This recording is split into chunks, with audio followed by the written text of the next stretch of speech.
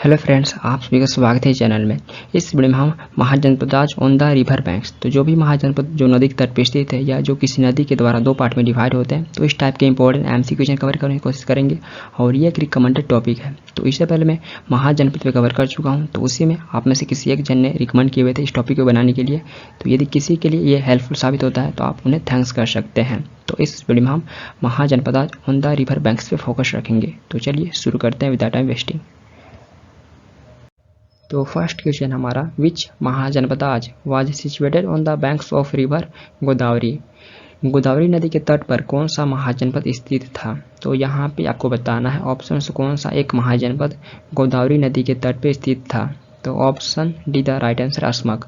अस्मक महाजनपद ये गोदावरी नदी के तट पे स्थित था। और इस महाजनपद का हम कैपिटल जान लें तो कैपिटल पोतन या पाटली अस्मक महाजनपद का कैपिटल था। और ये 16 महाजनपद में से एकमात्र महाजनपद था जो साउथ इंडिया में स्थित था। तो ये भी पूछ लिए जाते हैं 16 में से एकमात्र महाजनपद कौन था जो साउथ इंडिया में था, तो ये अस्मक महाजनपद था। तो ये गोदावरी नदी के तट पे आपको देखने को मिलेगा। और ये महाजनपद में one of the most famous question में से एक है। तो option D the right answer है। नेक्स्ट है, which of these mahajanapada was situated between the rivers Godavari and Narmada.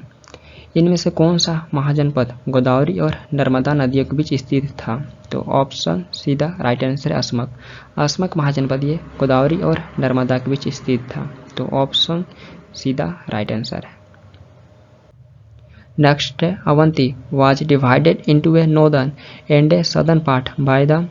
Avanti को किसके द्वारा उत्तरी और दक्षिणी भाग में विभाजित किया जाता है। तो यहाँ पे आपको बताना अवंती महाजनपद ये किस रिवर के द्वारा साउथ एंड नॉर्थ में डिवाइड होता है। तो option D the right answer Vetravati. Vetravati river के द्वारा अवंती दो पार्ट में डिवाइड होता है, साउथ एंड नॉर्थ। तो इनिशियली महिष्मती ये सदर्न अवंती का कैपिटल था और उज्जैनी ये नॉर्दर्न अवंती का कैपिटल था। तो उज्जैनी को हम उज्जैन भी कहते हैं, तो ये नॉर्दर्न अवंती का कैपिटल था। और यहीं पे हम कुछ और फैक्ट बात कर ले अवंती महाजनपद के बारे में। तो ये आप मालवा वाले रीजन में देखने को मिलेगा, ये मालवा वाले रीजन में लोकेटेड है। और अवंती के एक राजा थे चंड प्रद्योत। तो जब वो बीमार पड़ गए थे तो मगध के जो बिंबिसार राजा थे तो वो अपने रॉयल फिजिशियन को भेजे हुए थे जीवों को इलाज करने के लिए। तो ये भी पूछ ले जाते हैं। तो अवंती के राजा चंड प्रद्योत थे। और अवंती ये वेत्रावती रिवर के द्वारा दो पार्ट में डिवाइड होता है। तो option D the right answer है। और वेत्रावती रिवर ये प्रेजेंट डे वेतवा रिवर के नाम से आइडेंटिफाई किया जाता है। तो ये प्रेजेंट डे वेतवा रिवर के नाम से जाना जाता है वेत्रावती रिवर को। तो ये भी फैक्ट इंपॉर्टेंट है। नेक्स्ट है, on the banks of which one of the following rivers was the ancient Mahishmati located. निम्नलिखित में से किस नदी के तट पर प्राचीन महिष्मती स्थित थी। तो यहाँ पे आपको बताना है एंशिएंट महिष्मती ये किस नदी के तट पे स्थित थी। तो option D the right answer Narmada. तो एंशिएंट महिष्मती ये नर्मदा नदी के तट पे स्थित थी। और ये किसकी कैपिटल थी। तो ये सदर्न अवंती की कैपिटल थी। और जो नॉर्दर्न अवंती की कैपिटल थी उज्जैन, तो वह आपको शिप्रा नदी के तट पे देखने को मिलेगा। तो महिष्मती ये नर्मदा नदी के तट पे बसी थी और उज्जैन व शिप्रा नदी के तट पे देखने को मिलेगा। तो option D the right answer है। और ये एग्जाम में क्वेश्चन पूछे गए एंशिएंट महिष्मती किस नदी के तट पे बसी थी, तो ये नर्मदा। तो ये एग्जाम में क्वेश्चन पूछ लिए गए हैं। नेक्स्ट है, which river demarcated Magadh and अंग महाजनपदाज। कौन सी नदी मगध और अंग महाजनपदों का सीमांकन करती थी। तो ये बेसिकली यहाँ पर आपको बताना है कौन सी नदी इन दोनों महाजनपदों को डिवाइड करती थी। तो option see the right answer है चंपा। तो चंपा रिवर इन दोनों महाजनपदों को डिवाइड करती थी। और यहीं पे हम कुछ और बेसिक फैक्ट जान लें। तो प्रेजेंट ये दोनों महाजनपद बिहार में देखने को मिलेंगे। प्रेजेंट ये दोनों महाजनपद बिहार में लोकेटेड है। तो मगध ये प्रेजेंट बिहार में पटना और गया वाले रीजन में लोकेटेड है। और अंग ये प्रेजेंट बिहार में मुंगेर और भागलपुर वाले रीजन में देखने को मिलेगा। तो अंग का कैपिटल चंपानगरी था, इसी नदी के नाम पे इसका कैपिटल चंपानगरी पड़ा था। और मगध का कैपिटल इनिशियली गिरिराज या राजगिरी था। तो ये कुछ फैक्ट है। और इससे पहले मैं मगध पे कवर कर चुका हूँ क्योंकि मगध में डायनेस्टी इनिशियली में 3 डायनेस्टी रूल किए हुए थे, हरियंक, शिशुनाग, नंद। तो मैं मगध पे एक सेपरेट कवर किया हूँ, तो आप उसे भी देख सकते हैं। तो इन दोनों महाजनपद को चंपा नदी डिवाइड करती थी। तो ऑप्शन सीधा राइट आंसर है। नेक्स्ट है, the kingdom of Magadha was located. Magadha साम्राज्य स्थित था। तो option D the right answer है in the area along Ganga's tributaries south of Ganga. तो गंगा के दक्षिण में गंगा की सहायक नदियों वाले क्षेत्र में मगध किंगडम स्थित था। तो option D the right answer है और ये एग्जाम में क्वेश्चन पूछ लिए गए हैं। Next, which of the following rivers flowed through Magadh? निम्नलिखित में से कौन सी नदी मगध से होकर बहती थी? तो option B the right answer है गंगा एंड सोन। तो गंगा और सोन ये नदियाँ मगध से होकर बहती थी। तो option B the right answer है। नेक्स्ट है, Udayan laid the foundation of the city of Pataliputra at the confluence of which two rivers? Udayan ने किन दो नदियों के संगम पर पाटलिपुत्र शहर की नींव रखी थी? तो ऑप्शन इधर राइट आंसर है गंगा एंड सोन। तो गंगा और सोन नदियों के संगम पर पाटलिपुत्र शहर की नींव रखा गया था उदयन के द्वारा। तो उदयन को उदयभद्र भी कहा जाता है, उदयन को उदयभद्र के नाम से भी जाना जाता है। तो ये एंशिएंट इंडिया में मगध के राजा थे और according to Buddhist and Jain account के अनुसार ये हरियंग किंग अजातशत्रु के पुत्र और सक्सेसर थे। तो अजातशत्रु ये बिंबिसार के पुत्र थे और बिंबिसार के बाद अजातशत्रु अगले राजा बने थे मगध में हरियंग किंग के। देन अजातशत्रु के बाद उदयन ये बने थे, उदयन अगले सक्सेसर बने थे अजातशत्रु के। तो ये पुत्र भी थे अजातशत्रु के। तो इनके द्वारा गंगा और सोन नदियों के संगम पर पाटलिपुत्र शहर का नींव रखा गया था, जो फिर बाद में इन्हीं के समय में मगध का अगला कैपिटल बनता है। तो ऑप्शन इधर राइट आंसर है। तो ये भी पूछे जाते हैं पाटलिपुत्र को पहली बार किसने कैपिटल बनाया था? तो उदयन ने पहली बार पाटलिपुत्र को कैपिटल बनवाया था। नेक्स्ट है, which of these mahajanapadas was situated between Varuna and Asi? इनमें से कौन सा महाजनपद वरुणा और असी नदियों के बीच स्थित था? तो ऑप्शन इधर राइट आंसर काशी। काशी महाजनपद ये वरुणा और असी नदियों के बीच स्थित था। तो काशी महाजनपद का कैपिटल वाराणसी था। काशी का कैपिटल वाराणसी था और इसलिए ऐसा माना जाता है कि वरुणा और असी नदियों के बीच स्थित होने के कारण वाराणसी नाम पड़ा था। तो यह वाराणसी नाम वरुणा और असी नदियों के बीच स्थित होने के कारण पड़ा था। तो ऐसा बिलीव है लोगों में। और काशी महाजनपद ये वरुणा और आशी नदियों के बीच स्थित था। तो ऑप्शन इधर राइट आंसर है। Next, which river divided Kosala Mahajanapada into two parts? किस नदी ने कोसल महाजनपद को दो भागों में विभाजित किया था? तो यहाँ पे आपको उस रिवर का नाम बताना है जिसने कोसल महाजनपद को दो भागों में विभाजित किया था। तो option B the right answer है सरयू। सरयू रिवर ये कोसल महाजनपद को दो भागों में विभाजित किया था। तो नॉर्दर्न कोसल का कैपिटल श्रावस्ती था। नॉर्दर्न कोसल का कैपिटल श्रावस्ती था और सदर्न कोसल का कैपिटल कुशावती था। तो सदर्न कोसल का कैपिटल कुशावती था। तो कुशावती को अलग अलग समय में अलग अलग नामों से पहचाना गया है।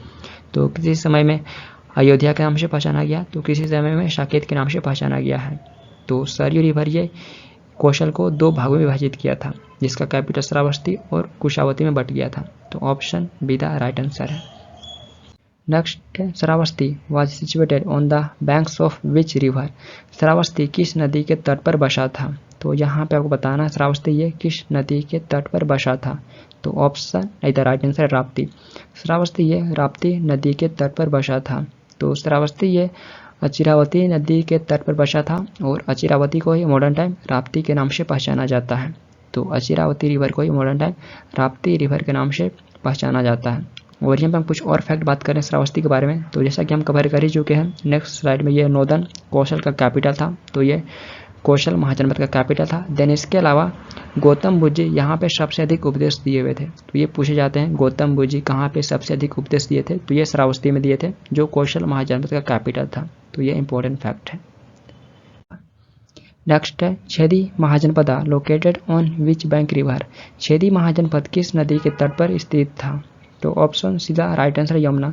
छेदी महाजनपद यह यमुना नदी के तट पर स्थित था। और कुछ और फैक्ट बात कर ले हम छेदी महाजनपद के बारे में, तो कैपिटल छेदी महाजनपद का सुक्तिमती था। सुक्तिमती छेदी महाजनपद का कैपिटल था और प्रेजेंट लोकेशन बुंदेलखंड रीजन है। तो प्रेजेंट लोकेशन छेदी महाजनपद का बुंदेलखंड रीजन है और ये यमुना नदी के तट पे बसा था। तो ऑप्शन सीधा राइट आंसर है। Next, which of the following ancient mahajanapadas was situated on the banks of Yamuna? निम्नलिखित प्राचीन महाजनपदों में से कौन सा यमुना नदी के तट पर स्थित था? तो ऑप्शन इधर राइट आंसर वतस। वतस महाजनपद ये यमुना नदी के तट पर स्थित था। तो वतस महाजनपद का कैपिटल कौशाम्बी था और कौशाम्बी ये यमुना नदी के तट पर बसा था। तो ये एग्जाम क्वेश्चन पूछे गए हैं ऑप्शन से कौन सा एक महाजनपद यमुना नदी के तट पर स्थित था, तो ये वतस है। देन इसके अलावा क्षेत्रीय महाजनपद वो भी यमुना नदी के तट पर बसा था, तो ऑप्शन इधर राइट। यहाँ पे आपको पूछ रहा है तो ऑप्शन में वतस देखने को मिल रहा है।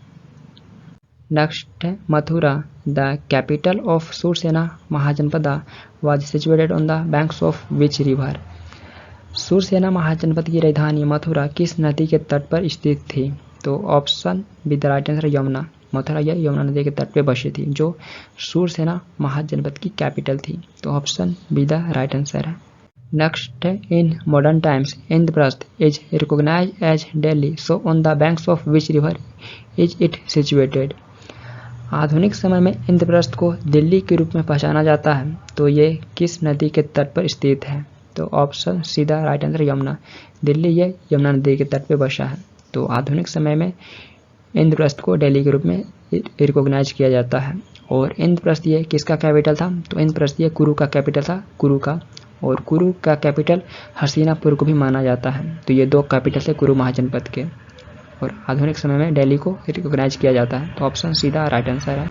नेक्स्ट है which mahajanapada was divided into 2 parts by the river Bhagirathi. Bhagirathi नदी द्वारा किस महाजनपद को 2 भागों में विभाजित किया गया था, तो option B the right answer Panchal. तो पंचाल महाजनपद ये भागीरथी रिवर के द्वारा 2 पार्ट में डिवाइड था। तो प्राचीन टेक्स्ट के अनुसार पंचाल के 2 डायनेस्टी थे, northern Panchal and southern Panchal, तो ये दोनों पंचाल भागीरथी रिवर के द्वारा डिवाइड थे। तो हिचद्र ये नॉर्दर्न पंचाल का कैपिटल था और काम्पिलिया ये सदर्न पंचाल का कैपिटल था।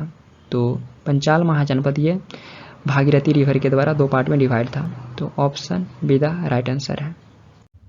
नेक्स्ट है battle of Hydaspes was fought on the banks of river.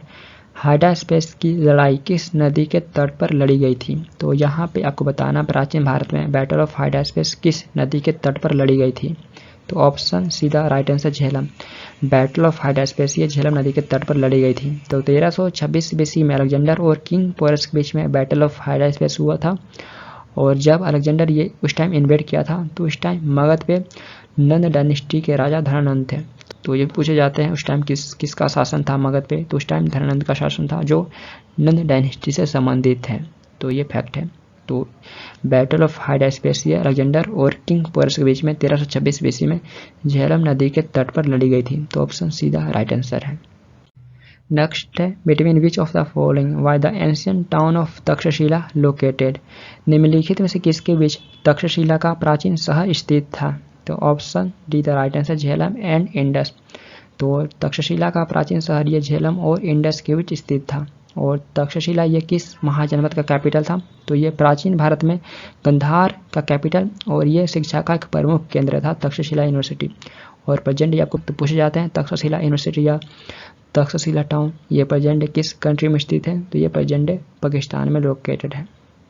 और ये आपको झेलम एंड इंडस के बीच में देखने को मिलेगा प्राचीन शहर में, तो option D the right answer है। आई होप ये वीडियो आप सभी के लिए इंपॉर्टेंट रहा होगा। एंड यदि किसी और टॉपिक पर वीडियो चाहते हैं तो अभी कमेंट कर सकते हैं, एंड यदि आपको कोई क्वेरी है तो अभी पूछ सकते हैं। और ये वीडियो आपके लिए हेल्पफुल रहा तो अपना फीडबैक दे सकते हैं। फिर मिलते हैं नेक्स्ट वीडियो के साथ। Thank you for watching this video. Thank you.